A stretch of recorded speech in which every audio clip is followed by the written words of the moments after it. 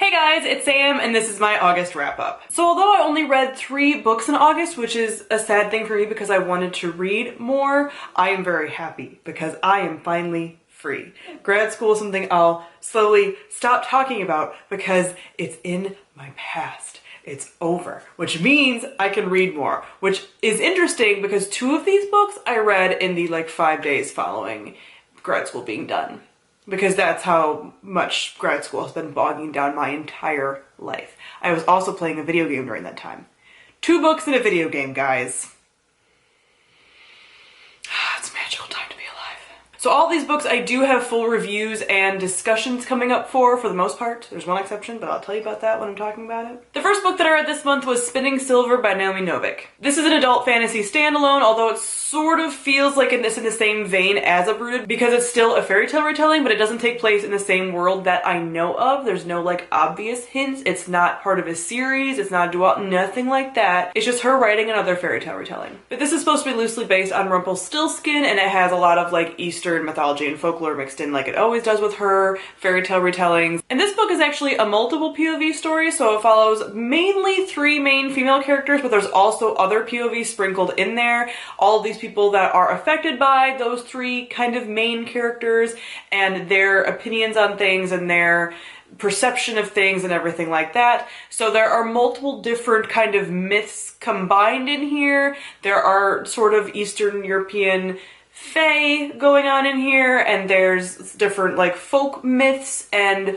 all of these things happening in this book. So I will say that I was a little bit disappointed by this. I think because of mostly my own expectations. I talk about this more in my review, so I'll leave most of it for that. But this wasn't as much of an obsession for me as Uprooted was. Uprooted is still one of my favorite books of all time, and I know that it's a very polarizing read. I'm wondering if this one will be the same way for people. I haven't heard a lot of feedback on it quite yet, but this has a lot going for it, and I like a lot of the themes that it explores.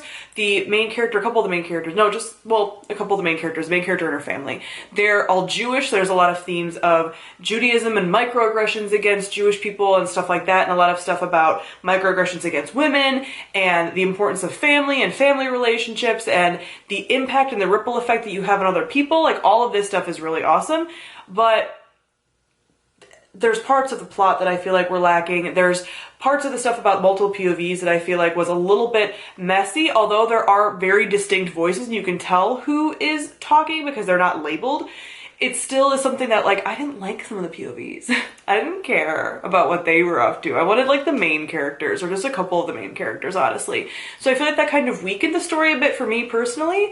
I also was expecting there to be a small amount of a romance because there was a very, very small amount of a romance in Uprooted, but it was enough to quench my thirst for years.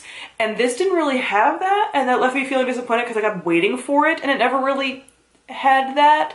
So again, I talk about this more in my review, but I just feel like it was fairly slow with the plot, very character driven, which is great, but I didn't like some of the characters, and I feel like there was parts of it that were messy, and then the plot, like I said, was slow, and then a lot of stuff was crammed into the very end. So I feel like there was just some inconsistencies here. Is it still a good read? Yes. Is it still a worthwhile read? I think so. I think it's a good book to discuss with people.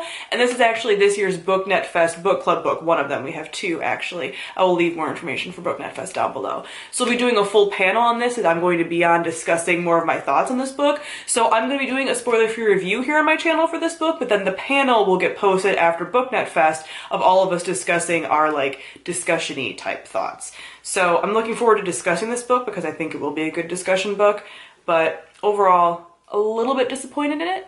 Still solid, but a little bit disappointed just based on my own expectations. I gave it 3 out of 5 stars. Then I listened to Grey Sister by Mark Lawrence on audiobook. These audiobooks are so freaking good. This is the second book, and I think it's the Book of the Ancestor series, but the first book in the series being Red Sister, and this is an adult fantasy series. Now, the main characters, as you're following them, in the first book, they're children into preteens. In this book, they're kind of early teenagers, but it's definitely an adult book. Do not let anybody fool you. It's the same kind of adult book that The Name of the Wind is. Yes, you're following a younger character at times, but it's an adult book. It's a grimdark book, so the world is very dark and very twisty, and these characters are not our age, as in like how we would be in this world, because their world is much darker and more dangerous than ours. I love these books.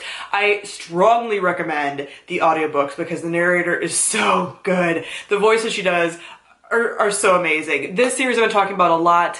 It is Magical Assassin Nuns. It follows the main character of Nona, and she is a training to be basically a sister, a magical assassin nun.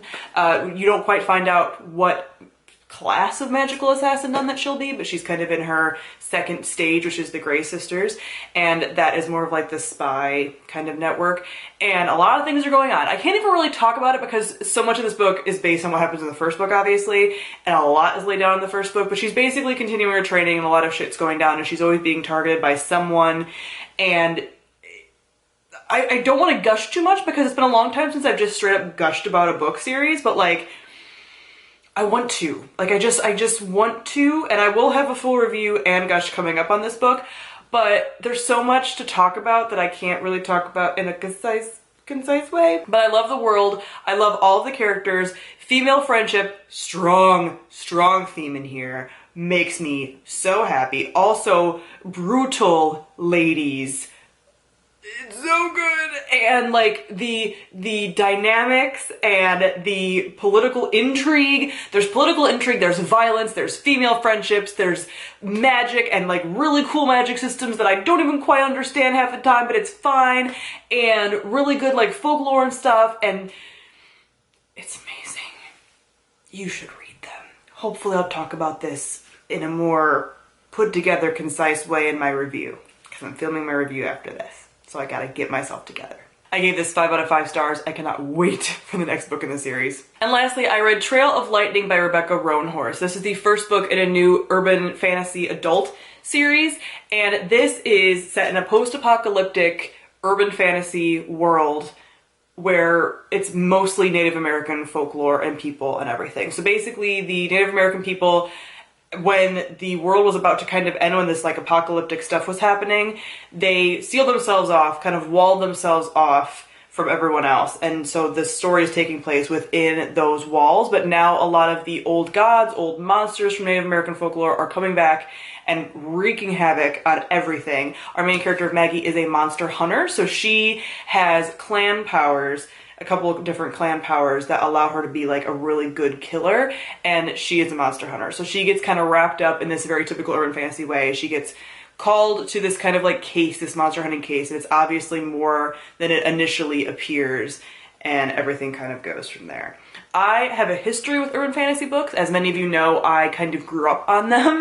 When everyone else was reading Harry Potter, I was reading the Anita Blake Vampire Hunter series, and so therefore urban fantasy has a special place in my heart, even though I don't read a ton of it. So this really appealed to me from like the very beginning. As soon as I started reading this, I was like, oh, I'm home. And thankfully it doesn't have as many of the issues as a lot of urban fantasies do, because urban fantasies tend to have tropes and a lot of like sexism and stuff in them.